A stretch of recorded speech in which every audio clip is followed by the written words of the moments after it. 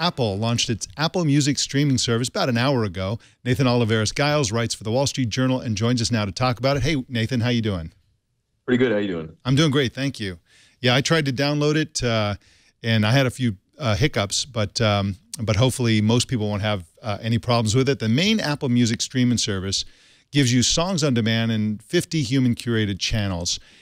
It sounds to me, and again, I haven't tried it yet, but it sounds to me like that part of it sounds like a pretty typical service. How is this different from Spotify, RDO, Tidal, Google Play Music, and other streaming services?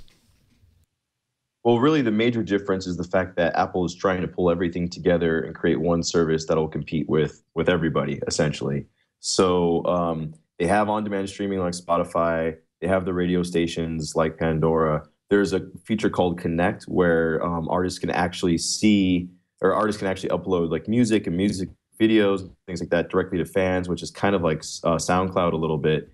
Really, the differentiating feature, the major one to me, is Beats One, which is a 24-hour ad-free live radio station. And that's going to be free to everybody, whether you subscribe to Apple Music or not. And that's hosted by people like Zane Lowe, who's a famous DJ who came over from the BBC, Ebro Darden, who's a big hip-hop DJ from New York, Julie Adenuga, who is also from the UK. And then they're going to have people like Dr. Dre and Justin Timberlake and Pharrell and Jaden Smith. And they're all going to have their own shows. So there's going to be like musicians anchoring their own weekend shows and stuff like that. So that's really the big differentiating factor, as well as the idea that just for $10 a month, you're kind of getting a mix of Spotify, a mix of Pandora in one place, rather than paying $10 a month for each of those services separately. Hey, Nathan, are there any plans by Apple, or are there any clues that Apple is going to connect the dots between this service and iTunes? So, you know, I listen to streaming music, of course, but I also got a big collection of iTunes songs. Any synergies coming, or are these completely separate islands? Yeah, these are not completely separate islands. These are definitely going to be integrated. I mean, they're already integrated a little bit. Apple isn't super clear on that, but Eddie Q has said on Twitter and different places that essentially some of the functions of iTunes Match will be included in Apple Music. So right now, all the music that you buy, if you want to stream that from iCloud on iPad, iPhone, Mac, whatever, you can pay $25 a year, and Apple will do that in iTunes Match. That is going to be included in Apple Music, as I understand it. I'm still actually trying to get some clarification from them on what the specific details on how that works and if it's exactly the same as iTunes Match or not. But Eddie Q did say that they're going to push that up to like 100,000 songs for iOS 9. So there is an ongoing integration between what iTunes does and what Apple Music is. But the way to think about it really is Apple Music is the place where you stream music. iTunes is the place where you buy music. And of course, people are buying music less and less these days, which is why Apple's coming out with a streaming service. Now, Nathan, you know, you mentioned that the most unusual feature that they have is a radio station. Of course, a radio on the internet. You know, who did that? That guy from Silicon Valley, right? It sounds to me like it may succeed just because it's Apple. And if it does succeed, that's the only reason it'll succeed. These DJs have been on free streaming on the internet for years, and nobody cared. Nobody ever went to BBC One to hunt these guys down and to stream this music. I mean, I say nobody. Yeah, they had a few listeners, but really this was not anywhere near the center of the world for people listening to music, as all these free streaming services, which, by the way, have even been streamed through iTunes for years, and you know, people barely noticed. Do you think that because this is Apple and part of Apple Music, and because Apple's making a big deal out of it, that will succeed now where before it failed, or do you think it will continue to fail? Yeah, I really do think that streaming is the way to get media for, you know, a lot of us nowadays. If you just look at Netflix, more and more of us are turning to Netflix for television and for movies and all of these things. And a lot of younger kids, they never grew up, you know, buying CDs or vinyl records. I grew up buying, you know, CDs and vinyl records. My dad, he was all vinyl records, right? You know, cassette tapes. You know, nowadays my cousins who are in elementary school, they're not doing that. They're actually streaming all these different things. granted through their parents' subscriptions and then pocketbooks. But this is kind of the new normal for a lot of people, and I think that is a shift that's taking place and is going to continue. Now, what we've seen so far is that music streaming has been relatively niche in comparison to Netflix, which is in about like half the homes in the United States of America.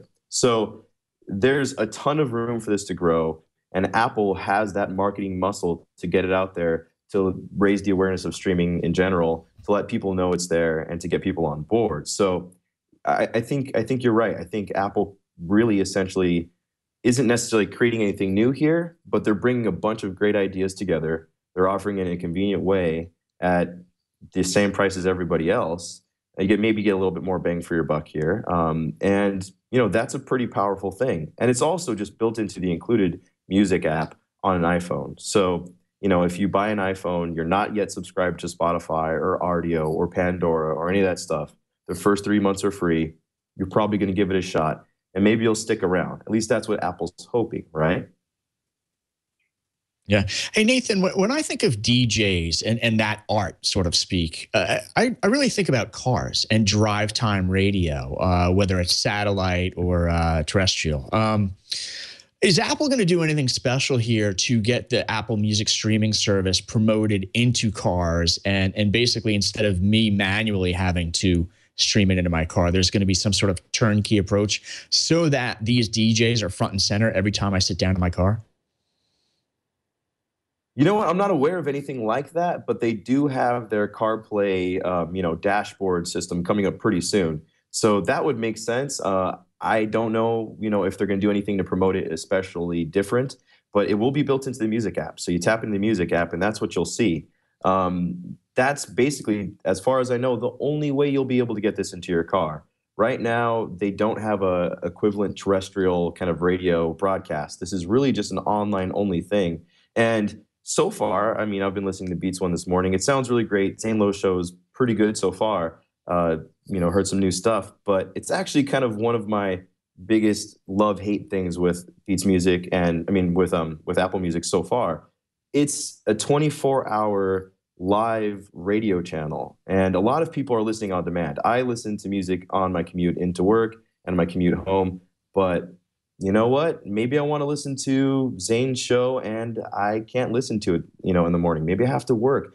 A lot of people are going to on-demand sort of things like podcasts. Just like Mike said, this has been something that's been happening for years. And if you look at, say, NPR, for example, they're doing live broadcasts, but they're also offering the majority of their shows on demand as podcasts. So, Beats One, is it ever going to be on demand? I hope so. It's not yet. Right now, it's just a radio station, which is kind of an old school idea. It's a little bit almost ignorantly romantic on Apple's part, and we'll see if it pans out or not. I'm pretty curious about this Connect service. It's kind of like Ping on crack. It's like a social network that you, the user, can't join. You have to be a star in order to be on it, but you can share their content and all that kind of stuff. Have you looked at it this morning, and have you learned anything about it new that we didn't know before?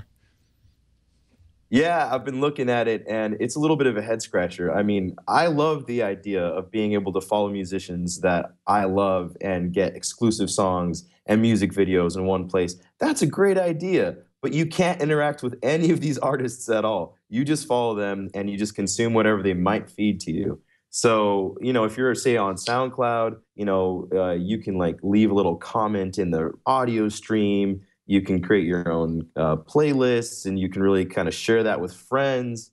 There doesn't really seem to be any true social networking component to Apple Music yet. Even on Spotify, I can create a playlist, share that with my friends in the service, and then even share that publicly. There's no real quite equivalent to that social networking aspect in Apple Music yet. So it's not the ghost of Ping, the resurrection of that really honestly mistake at social networking attempt.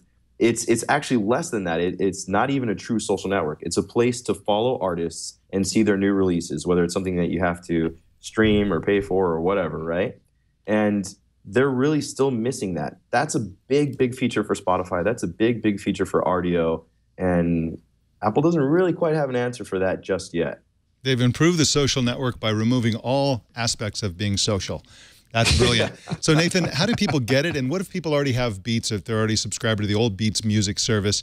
What advice do you have for people who want to try this out?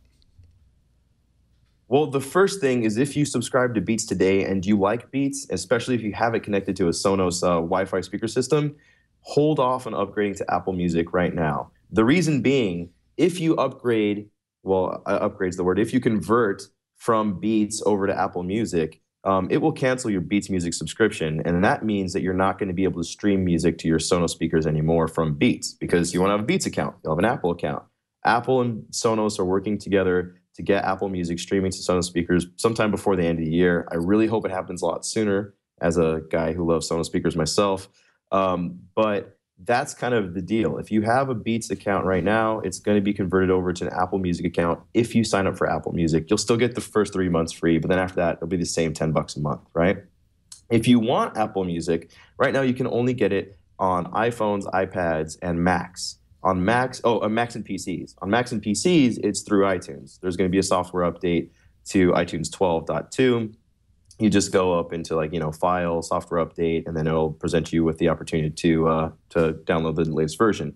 If you want it on your iPhone or iPad, you actually have to go into the Settings app, and then you click General and Software Update, and then you'll see the download prompts from there. Now, since everyone today is going to be downloading the latest version of iOS, it might take some time. You're going to want to plug your iPhone or iPad in.